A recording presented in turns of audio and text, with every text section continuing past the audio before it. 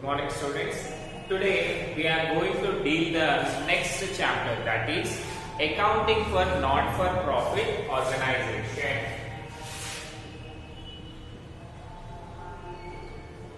Accounting for not-for-profit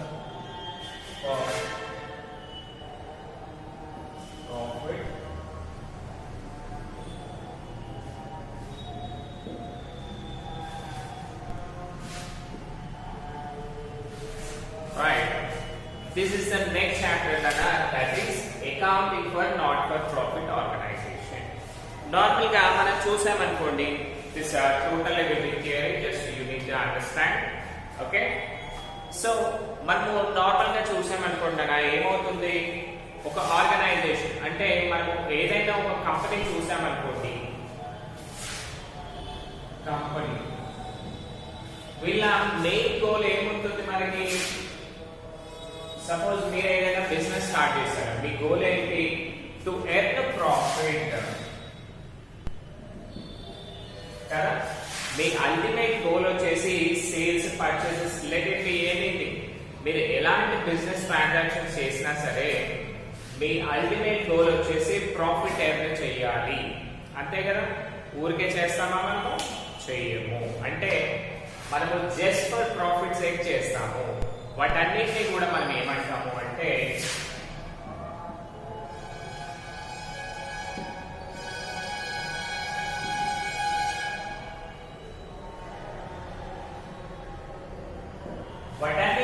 మనము traditional organisations అని పిలుస్తాము. ఓకేనా. సో అందుకనే మనము మన సోల్ ప్రొప్రైటర్షిప్ లో లాస్ట్ ఇయర్ చేశాం కదా, అందులో ఏమేం చేశాము, trading account, profit and loss account and balance sheet, 3 accounts చేసాం. ప్రాఫిట్ అండ్ లాస్ ఎందుకు చేస్తున్నాం మనము, బికాస్ మనకి బిజినెస్ చేయడం వల్ల ప్రాఫిట్ వచ్చిందా లాస్ వచ్చిందా తెలుసుకోవడానికి. సో అవన్నీ కూడా నార్మల్ బిజినెసెస్ కదా. But coming to this one, మీకు లెసన్ నేమ్ లోనే ఉంది ఏమని, accounting for not for profit organisations. అంటే మేము ప్రాఫిట్ కోసం ఈ వర్క్ చేయట్లేదు, just because of service. They just deal with service motive. ఎవరైతే సర్వీస్ మోటివ్ తో వర్క్ చేస్తారో వాళ్ళని మనము accounting for not for profit organisations అని పిలుస్తాం అన్నమాట. సర్వీస్ మోటివ్ అంటే ఏంటంటే without expecting any profit. Profit expect చేయకుండా చేసే ప్రతి బిజినెస్ ని కూడా మనము నాట్ ఫర్ ప్రాఫిట్ ఆర్గనైజేషన్స్ అని పిలవచ్చు. ఎగ్జాంపుల్, ప్రజెంట్ సిచ్యువేషన్ లో హాస్పిటల్స్ కూడా టోటల్ కమర్షియల్ అయ్యాయి అంటారు. బట్ మీరు చూసారనుకోండి, వీటన్నిటిని కూడా మనము సర్వీస్ ఇండస్ట్రీ కిందకే తీసుకుంటాం. Example, hotels. ఓకే. హోటల్స్ అంటే మనకి ఎలా మనం టూరిజం ప్లేసెస్ వెళ్తాం కదా, అలాంటివి. హోటల్స్ కానివ్వండి, హాస్పిటల్స్, ఎడ్యుకేషనల్ ఇన్స్టిట్యూషన్స్, ఓకేనా. ఇంకొన్ని ప్రొఫెషనల్ కంపెనీస్,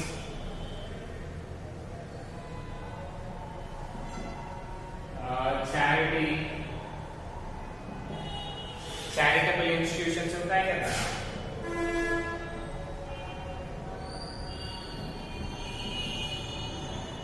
ట్రస్ట్లు, ఓకేనా.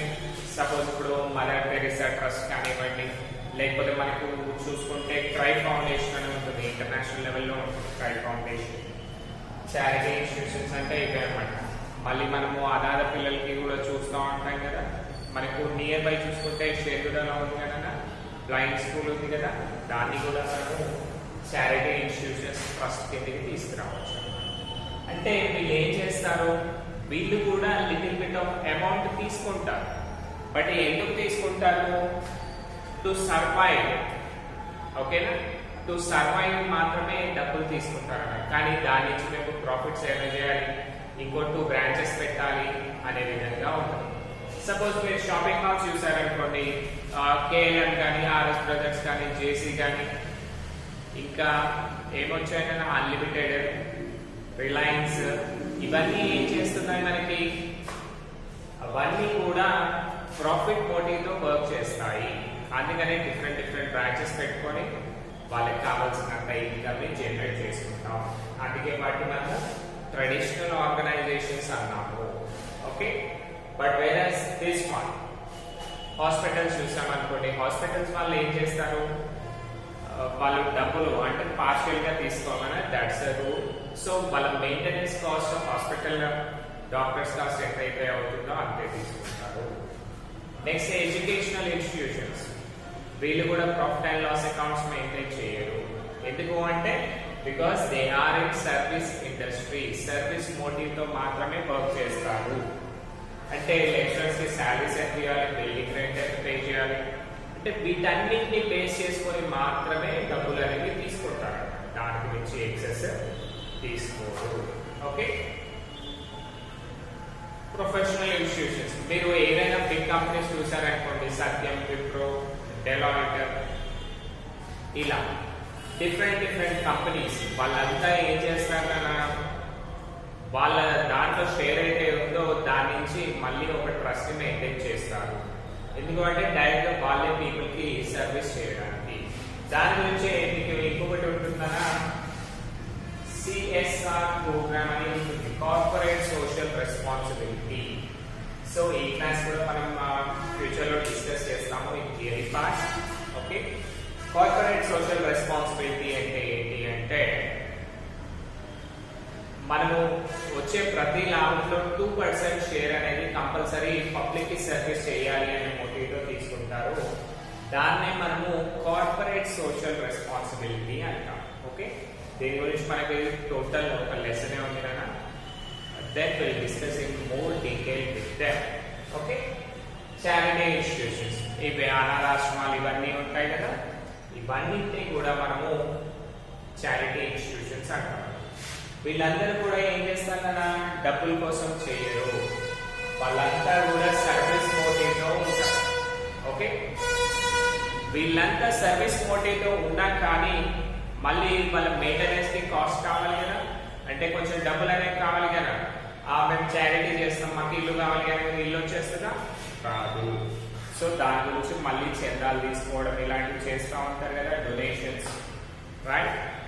సో వీటన్నిటికీ కూడా వాళ్ళు కొంచెం అమౌంట్స్, అంటే కొంతమంది వాలంటరీగా ఇస్తారు, కొంతమంది ఏం చేస్తారు వెళ్ళి కలెక్ట్ చేసుకుంటారు.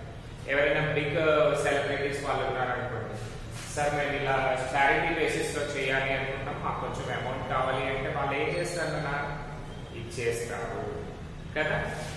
సో వీటన్నిటిని కూడా మనము accounts for not for profit organisations అంటాం.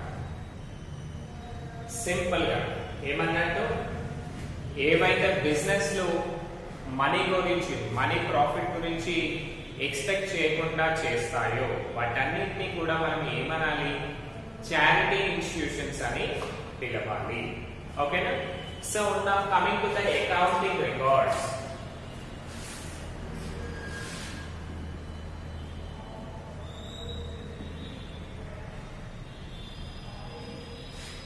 సో వీళ్ళు ఏమేమి మెయింటైన్ చేస్తారు? అకౌంటింగ్ పార్ట్ కి చూసుకుంటే మళ్ళీ మనీ ట్రాన్సాక్షన్స్ అనేవి జరుగుతూనే ఉంటాయి కదా.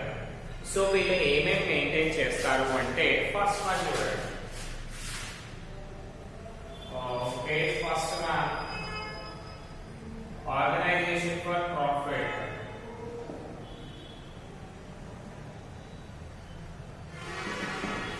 Profit organisations, not for profit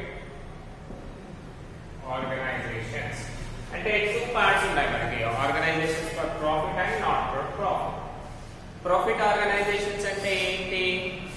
ఇప్పుడు మనం చూస్తాం కదా, కంపెనీస్ అన్ని కూడా బయట బిజినెస్ ఉన్నాయి కదా, అవన్నీ కూడా ప్రాఫిట్ ఆర్గనైజేషన్స్. సో వాళ్ళ క్యాష్ ఎంత వచ్చింది పోయింది తెలుసుకోవడానికి ఫస్ట్ వన్ వాళ్ళు ఏం చేస్తారు అంటే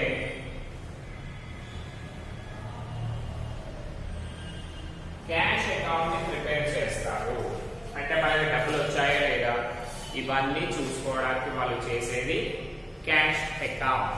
సో దట్ వాళ్ళకి ఎంత క్యాష్ వచ్చింది అనేది ఈజీగా తెలిసిపోతుంది. అదే మనం organisation for not for profit organisation చూసామనుకోండి, వీళ్ళు ఏం చేస్తారు, రిసిప్ట్స్ అండ్ పేమెంట్స్ అకౌంట్ చేస్తారు.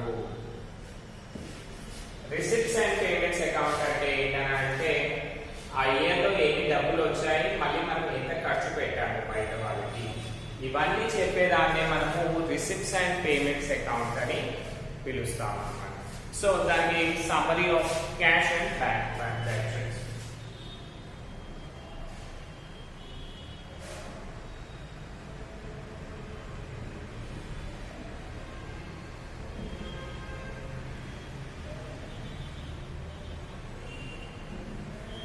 అంటే మనకి బిజినెస్ లో డబ్బులు వస్తూ ఉంటాయి కదా, క్యాష్ చెక్స్ కూడా అన్ని వస్తూ ఉంటాయి కదా, అవి ఎన్ని వచ్చాయి అంటే కొంతమంది ఏం చేస్తారు, స్వైప్ చేయొచ్చు. ఓకే, స్వైపింగ్ చేయొచ్చు. ప్లస్ కొంతమంది ఏం చేయొచ్చు, చెక్స్ ఇవ్వచ్చు. మా దగ్గర డబ్బులు లేవు, క్యాష్. ఇప్పుడు బిగ్ షాట్స్ దగ్గరికి వెళ్ళామనుకోండి, అంటే పెద్ద పెద్ద సెలబ్రిటీస్ కానీ బిజినెస్ పీపుల్ దగ్గరికి వెళ్ళామనుకోండి, వాళ్ళు ఏం చేస్తారు, మనకి క్యాష్ కట్ట తీసుకొని ఇస్తారా, ఇవ్వరు. వాళ్ళు ఏం చేస్తారు, చెక్ ఇస్తారు, 1,50,000 రాసి చెక్ ఇచ్చేస్తారు. దాన్ని మనం బ్యాంక్ ట్రాన్సాక్షన్స్ గా చూసుకోవచ్చు. Okay, so receipts and payments లో ఏం చేస్తాం, మనకి ఎంత క్యాష్ వచ్చింది అంటే ఇన్ ఫార్మ్ ఆఫ్ క్యాష్ కానివ్వండి, లేదంటే బ్యాంక్ స్లిప్స్ కానీ, అంటే చెక్స్ కానీ ఏవేవి వచ్చాయి అవన్నీ కూడా మనము రిసిప్ట్స్ అండ్ పేమెంట్స్ అకౌంట్ లో చేస్తాం. అదే ప్రాఫిట్ వాళ్ళు ఏం చేస్తారు, క్యాష్ అకౌంట్ ని ప్రిపేర్ చేస్తున్నారు. నెక్స్ట్ వన్, మనకి స్టాక్ అవన్నీ కూడా తెలియాలి కదా, దాని గురించి మనము ఇంకొకటి ఏం చేస్తాం, ప్రాఫిట్ లో trading account, profit and loss account చేస్తాం. ఓకేనా, ట్రేడింగ్ అకౌంట్ లో ఏం తెలుస్తుందన్నా, మనకి ఒక ఫ్యాక్టరీ ఉందనుకోండి, ఫ్యాక్టరీలో ఎంత స్టాక్ ఉంది, రైట్, మళ్ళీ ప్రాఫిట్ వచ్చిందా లేదా కంపెనీ నుంచి, అంటే ఆ ఫ్యాక్టరీలో ట్రాన్సాక్షన్ చేయడం వల్ల ప్రాఫిట్ వచ్చిందా లేదా, అవన్నీ కూడా మనకు తెలుసుకుంటా ఉంటాం కదా, దాన్ని మనము ట్రేడింగ్ అకౌంట్ అని పిలుస్తాం. Next profit and loss account. ఈ ప్రాఫిట్ అండ్ లాస్ అకౌంట్ ఎందుకు చేస్తాం మనము, to get the net profit of that business. అంటే టోటల్ ఖర్చులు పోను, అంటే office expense and incomes, or next company that is factory expenses and incomes, ఇవన్నీ పోయాక మనకి డబ్బులు ఎంత వచ్చాయి ఎంత పోయాయి అని తెలుసుకునేదే మనము ప్రాఫిట్ అండ్ లాస్ అకౌంట్ అని అనుకోవచ్చు. సో ఇవి రెండు చేయడం వల్ల మనకి బెనిఫిట్ ఏంటన్నా, ప్రాఫిట్ అండ్ లాస్ ఆర్గనైజేషన్స్ కి ఎగ్జాక్ట్ గా వాళ్ళకి ఎంత ప్రాఫిట్ వచ్చింది అనేది ఎగ్జాక్ట్ గా అప్పుడే చూపించవచ్చు అన్నమాట. ఓకేనా, అదే మనము నాట్ ఫర్ ప్రాఫిట్ ఆర్గనైజేషన్ తీసుకున్నాం అనుకోండి, వాళ్ళు ఏం చేస్తారు,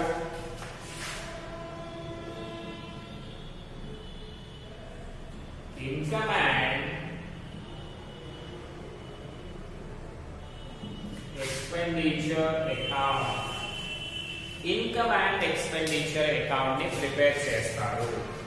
ఇన్కమ్ అండ్ ఎక్స్పెండిచర్ అంటే ఏంటంటే సింపుల్ గా చూడండి, మీకు రిసిప్ట్స్ అండ్ పేమెంట్స్ ఉంది, ఇన్కమ్ అండ్ ఎక్స్పెండిచర్ ఉంది కదా.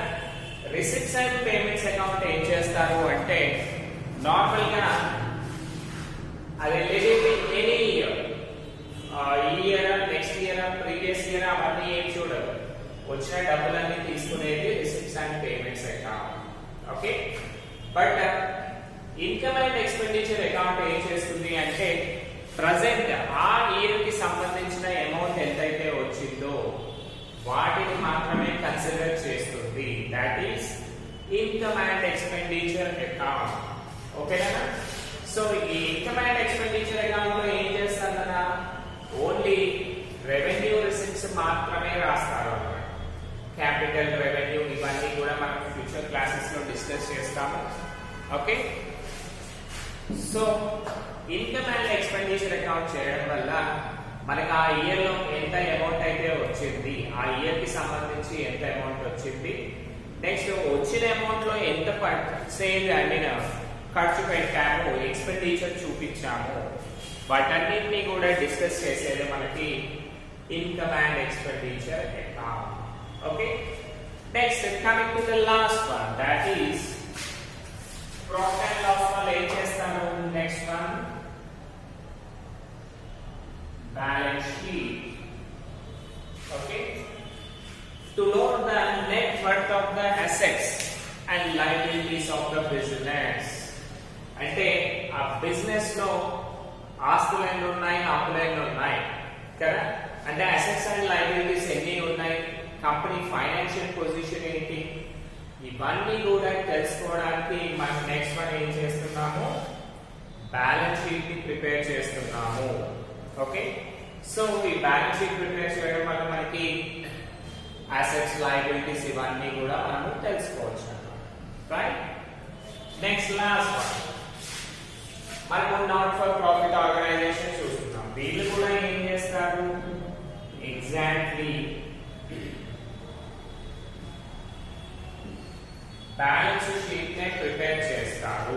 ఓకే, ఈ బ్యాలెన్స్ షీట్ ప్రిపేర్ చేయడం వల్ల మనకి బెనిఫిట్స్ ఏంటన్నా, మళ్ళీ నాట్ ఫర్ ప్రాఫిట్ ఆర్గనైజేషన్స్ అంటే చారిటీ ఇన్స్టిట్యూషన్స్ లో కూడా మళ్ళీ మనకి అన్ని ఎక్విప్మెంట్స్ ఉంటాయి కదా, అంటే అసెట్స్ ఉంటాయి కదా, మళ్ళీ సమ్ టైమ్స్ వీళ్ళు డబ్బులు సరిపోకపోతే ఏం చేస్తారు, బయట అప్పులు వేస్తారు కదా, లోన్స్, అవన్నిటిని కూడా మనము ఇలా బ్యాలెన్స్ షీట్ డిస్కస్ చేస్తాము. ఓకేనా. ఇంకొకటి దీంతో మెయిన్ గా చెప్పుకునేది ఏంటన్నా అంటే, accounts for not for profit organisations కి ఎన్ని మార్క్స్ వస్తాయి, దట్ ఈస్ 10 మార్క్స్ వస్తాయి కదా. 10 మార్క్స్ లాంగ్ ఆన్సర్ వస్తుంది, plus 2 marks answers 1 or 2 compulsory వస్తాయి. అంటే minimum guarantee marks is 12 marks. Okay, కాబట్టి మీరు జాగ్రత్తగా చదువుకోవాలి.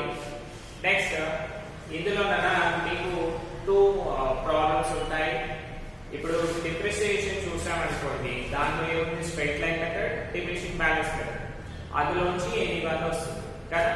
అలాగే ఈ నాట్ ఫర్ ప్రాఫిట్ ఆర్గనైజేషన్ లో కూడా మీకు 2 ఉంటాయి. ఏంటి అంటే receipts and payments account, income and expenditure account. ఈ రెండింటిలోంచి ఎనీ వన్ ప్రాబ్లం వస్తుందనా, that carries 10 marks for you. This is the thing.